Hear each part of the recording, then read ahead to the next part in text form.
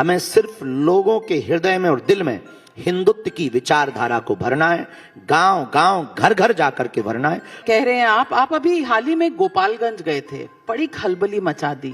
ऐसा लगता है कि लोगों का कहना आप बीजेपी के एजेंट है, जहां जहां चुनाव होता है वहां वहां आपके कदम पड़ जाते। मेरे 100 मुसलमानों के बीच में एक हिंदू सुरक्षित नहीं है, लेकिन 100 हिंदुओं के बीच में एक मुसलमान सुरक्षित है। ये हम लोगों की उदारता है। ये तो योगी जी की लाइन थी, आपने ले ली। तो योगी जी की लाइन थी, आपने ले ली। गजब बेइज्जती है कि हिंदू बटा हुआ भी है, हिंदू घटा हुआ भी है, हिंदू डरा हुआ भी है। लोग कहते हैं कि बटेंगे तो कटेंगे, एक रहेंगे तो सेफ रहेंगे वाले नारे जो हैं ये सिर्फ हिंदू वोटों के लिए है। अरे बाप रे, ये तो धोती खोल रहा है। आपकी पदयात्रा कभी यूपी में, कभी बिहार में, कभी एमपी में, लोग पूछते हैं कहीं आप ऐसा तो नहीं चक्कर चल रहा कि आप खुद की ही पार्टी बना डालें। तो दोस्तों वीडियो देखकर आप समझ गए होंगे कि आज की वीडियो कैसा होने वाला है। और जैसा कि धीरेन्द्र शास्त्री का कहना है कि भारत में हिंदुओं को मुसलमानों से खतरा है, तभी इस पत्रकार ने बताया कि जहां भारत में 80% हिंदू रहता हो और 20% मुस्लिम, तो वहां हिंदुओं को कैसा खतरा हो सकता है। तो इन्हीं सब बातों को लेकर इन दोनों के बीच जबरदस्त बहस हो जाती है। तो वीडियो को एंड तक देखें और इस पर आपका क्या प्रतिक्रिया है आप कॉमेंट बॉक्स में जरूर देंगे। कागज पर हिंदू राष्ट्र चाहिए, हमें लोगों के दिलों में हिंदू राष्ट्र चाहिए। हमें दिलों को परिवर्तित करना है, और दिलों में चाहिए का मतलब ये है हिंदुत्व के प्रति प्रखर हों, मुखर हों, वो बिखरे हैं, वो एकजुट हों, ताकि ऊर्जा पूरे भारत के हिंदुओं की जातवाद से ऊपर उठकर राष्ट्रवाद में ऊर्जा लगे और भारत विश्व गुरु बने। वाह, क्या एक्टिंग कर रहा है। देश में संविधान है, लोकतंत्र है। जब आप हिंदू राष्ट्र की बात करते हैं तो वो हिंदू राष्ट्र क्या है आपके मन में, क्या विचार हैं? आप तो संविधान हनुमान का एक नया फॉर्मूला लेकर आए हैं, क्या यही है हिंदू राष्ट्र? देख, कायदे का मतलब ये है कि आप रोडों पर नमाज क्यों पढ़ेंगे जब ऑलरेडी मस्जिद हैं। हम हनुमान चालीसा पढ़ते हैं तो कई बार कहते वाह बताओ इनको जेल डाल दो। रामचरितमानस को क्यों जलाएंगे? पालघर के संतों की निर्मम हत्या क्यों करेंगे? भारत तेरे टुकड़े होंगे, ये बार बार नारे क्यों देंगे? गजवाए हिंद की सोच क्यों रखेंगे? ये भारत राम का है, अकबर का नहीं या बाबर का नहीं, ये रघुवर का देश है। नहीं या कायदे में रहोगे तो फायदे में रहोगे। तो मैं पूछना चाह रही हूँ कि अगर हनुमान का नाम ले सकते हैं तो अल्लाह का नाम क्यों नहीं ले सकते? ये बड़ी अच्छी बात कही है। अखिलेश जी ने कहा है कि उन्हें गौशाला से बदबू आती है, उसके लिए वो इत्र को बढ़ावा देते हैं। वो इत्र वाले लोग हैं। मैंने देखा है कुछ लोग सोशल मीडिया पर लिख रहे हैं कि ये क्या बात हुई। आप इस बयान, राजनेताओं पे कोई बयान नहीं देते। क्यों डर गए? नेताओं के विषय से तो हम बहुत दूर हैं। क्यों नेताओं से? आप नेता तो आप नहीं, रास्ते सबके अलग अलग होते हैं, लेकिन बीजेपी वालों के साथ तो आपके बहुत अच्छे। अरे बाप रे, ये तो धोती खोल रहा है। कि हिंदू बटा हुआ भी है, हिंदू घटा हुआ भी है, हिंदू डरा हुआ भी है। लोग कहते हैं कि बटेंगे तो कटेंगे, एक रहेंगे तो सेफ रहेंगे वाले नारे जो हैं ये सिर्फ हिंदू वोटों के लिए है। धंधा बंद करवाएगा क्या? हिंदू घट रहा है, हिंदू बहुत डरपोक है, हिंदू बहुत बुजदिल की स्थिति में है, इसलिए इन परिस्थितियों का निर्माण हुआ है।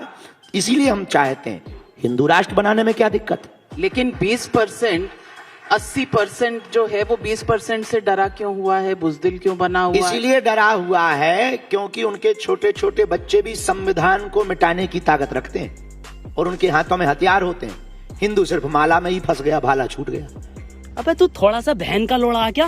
नहीं, पर 80% होने के बावजूद आप कह रहे हैं हिंदू उसके पीछे एक घट रहा है। कारण है। और हमें ना तो नेता बनना है, ना किसी पार्टी को वोट दिलवाना है।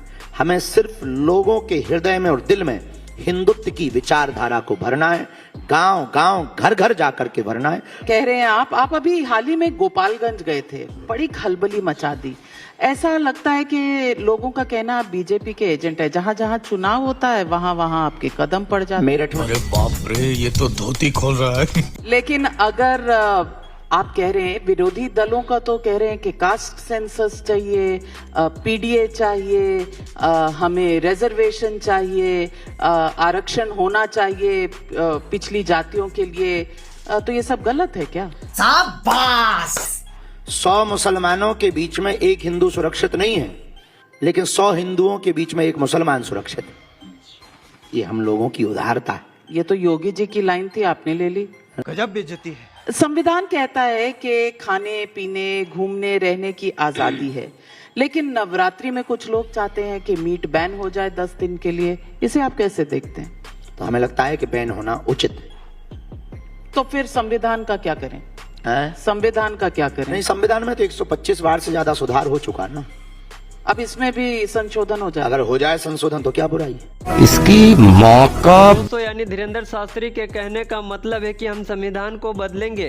तो वीडियो को एंड तक देखें और इस पर आपका क्या प्रतिक्रिया है आप कमेंट बॉक्स में दे सकते हैं। और हम अपनी कुंडली की बात बता रहे हैं। तो आप अपनी कुंडली देखे नहीं है, दूसरों की आप सबकी पर्ची निकाल देते हैं। ये कैसे कर लेते हैं? अपनी पर्ची नहीं निकाली? नहीं, ये तो हमने अपने बारे में कभी गुरुजी से कोई प्रार्थना ही नहीं की, और हमें लगा कि ऐसी कोई आवश्यकता नहीं, प्रार्थना कर देते हैं, वो बड़ी कृपा कर देते हैं। पर अपनी पर्ची तो लोग सबसे पहले निकालते हैं। अच्छा, भारत की पर्ची में क्या है? विश्व गुरु बनेगा। कब? जिस दिन भारत का प्रत्येक नागरिक गुरु बनेगा। कब?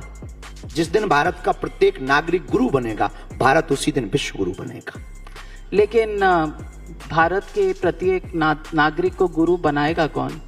Good question, you are a good question. Bharat का प्रत्येक व्यक्ति जागा हुआ हिंदू, और हिंदू के अंदर जागा हुआ हिंदुत्व, रामचरितमानस की व्यवस्थाएं भारत के प्रत्येक व्यक्ति को गुरु बनाएंगी। और जिस दिन भारत का प्रत्येक व्यक्ति गुरु बनेगा, उसी दिन भारत विश्व गुरु बनेगा। तो हमारी सोच यही है। कितना समय लगेगा? यूं काउंट करके कहा नहीं जा सकता। नहीं, कुछ तो अंदाजा? 30 साल, 50 साल, 10 साल, परसों? हमको नहीं पता।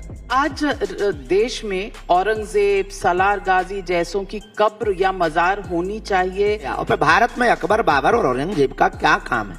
अपने छत्रपति भी शिवाजी महाराज कम है क्या? छत्रपति संभाजी महाराज कम है क्या? हमें लगता है कि उसकी आवश्यकता नहीं। लेकिन लोग कहते हैं इतिहास को मिटाया तो नहीं जा सकता। इतिहास में नहीं, मिटाया नहीं जा सकता, पर बदला जा सकता। बोलने दे, तकलीफ हुआ है बेचारे को। बोल। आपकी पदयात्रा कभी यूपी में, कभी बिहार में, कभी एमपी में, लोग पूछते हैं कहीं आप ऐसा तो नहीं चक्कर चल रहा कि आप खुद की ही पार्टी बना डालें? तो दोस्तों जैसा कि इस पत्रकार ने बताया कि जहां जहां इलेक्शन होते हैं वहां धीरेन्द्र शास्त्री पहुंच जाते हैं और बीजेपी के लिए वोट मांगने का काम करते हैं। तो इस पर आपका क्या प्रतिक्रिया है आप कमेंट बॉक्स में दे सकते हैं। और वीडियो आपको पसंद आए तो वीडियो को लाइक करके चैनल को सब्सक्राइब कर ले, क्योंकि इस चैनल पर आपको इस तरीके की वीडियो मिलती रहेगी। तो मिलते हैं नेक्स्ट वीडियो को लेकर, तब तक के लिए बाय बाय।